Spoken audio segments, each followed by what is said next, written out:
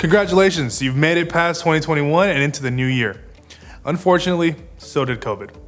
But here we are. We've learned to adapt and implement new measures to continue working safely. It's time to adapt once again now that there's new vaccines, variants, and other data available to us. On December 16th of 2021, CalOSHA's Standards Board voted to re-adopt a revised version of the COVID-19 Emergency Temporary Standards, or ETS for short. This updated ETS will take effect January 14, 2022, and will remain in effect until April 14, 2022. CalOSHA has made changes to bring the ETS in line with the California Department of Public Health, or CDPH for short, recommendations. So, if you're an employer and are confused as to which recommendations or requirements you must follow, it is CalOSHA and the CDPH when referenced by CalOSHA. And just to clarify, we want to make sure you guys understand that CalOSHA has jurisdiction over the CDC when it comes to California employers. So, here's what employers need to know. 1. Employers still need to implement and maintain an effective written COVID-19 prevention program. It should cover how you identify exposures and the policies and procedures to correct unsafe conditions. COVID-19 safety training must also be provided to workers. So, connect with us if you need help offering this training. 2.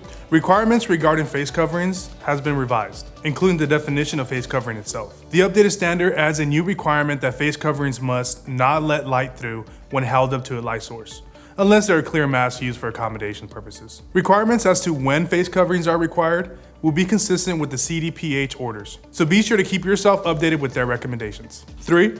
CalOSHA made several changes to bring the ETS in line with CDPH testing and exclusion recommendations. This includes making COVID-19 testing available at no cost and during paid time to employees who were fully vaccinated, even if they're asymptomatic, after a close contact and during an outbreak. During outbreaks and major outbreaks, employers must now make weekly testing for outbreaks or twice weekly testing for major outbreaks available to asymptomatic, fully vaccinated employees in the exposed group. 4. Employees who have recently recovered from COVID-19 and those who are fully vaccinated are not required to be excluded from the workplace after a close contact, but must wear a face covering and maintain 6 feet of physical distancing for 14 calendar days following the last date of contact. 5. Employees that are not documented as fully vaccinated who had close contact but did not develop COVID-19 symptoms may return to work 14 days after their last known close contact, or may return early under the following conditions.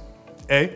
10 days after their last known close contact, the asymptomatic employee may return to work if they wear a face covering and maintain 6 feet of distance from others while at the workplace for 14 days. Or B.